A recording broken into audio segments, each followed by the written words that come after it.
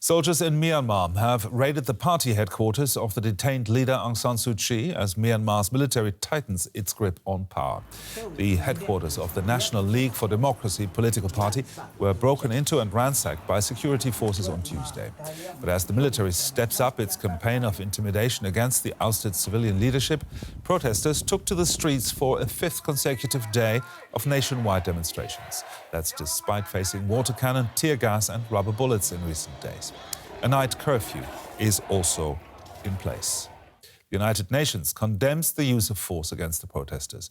It's calling for the release of Aung San Suu Kyi and other elected leaders.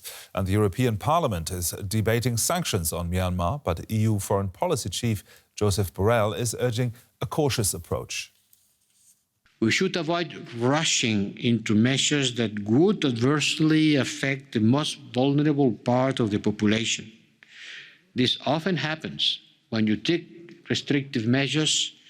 At the end are the poorest among the poorest who pay the consequences. We have engaged with ASEAN, India, the US, Australia, and also discussed the situation yesterday with the Chinese Foreign Minister. We all agree on the need to quick responses to avoid allowing a fait accompli that can last quite a long time. Joseph Borrell speaking there. Now, for more, let's bring in Amy Tan. She's a freelance journalist based in Yangon.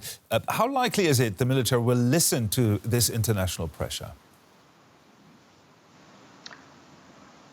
Well, I think it depends on how consistently the pressure is applied, and whether or not they have supporters in countries who in the past have supported them, right? So in the case of the Rohingya crisis, we saw that, especially in the UN Security Council, as well as in the international efforts to hold them accountable for the atrocities that were committed against the Rohingya, they had allies with China and Russia, as well as a couple of other countries.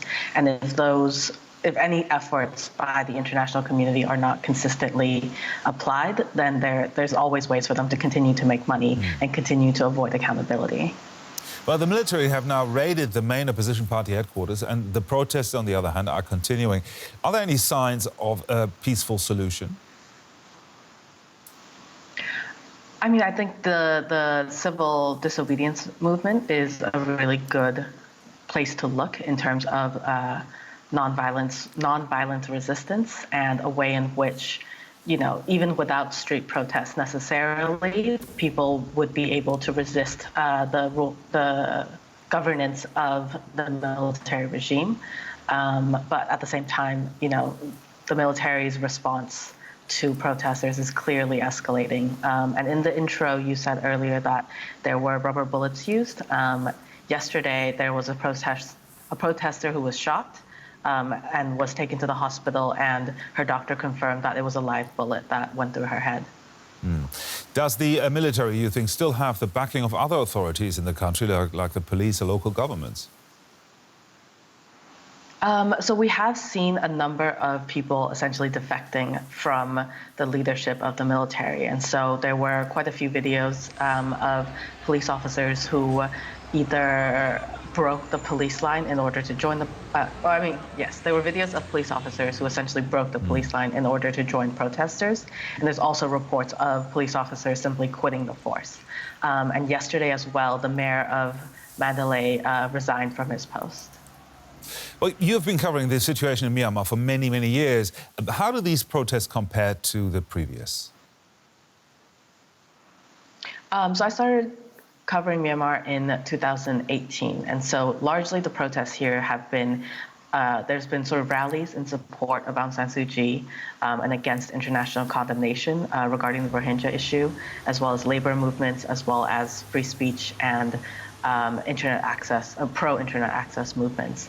And nothing has ever compared to anything like this. The sheer amount of people who are involved, the level of solidarity that we're seeing between different ethnic and religious groups, as well as the fact that it's just the entire country, right, as opposed to very small segments or very specific locations.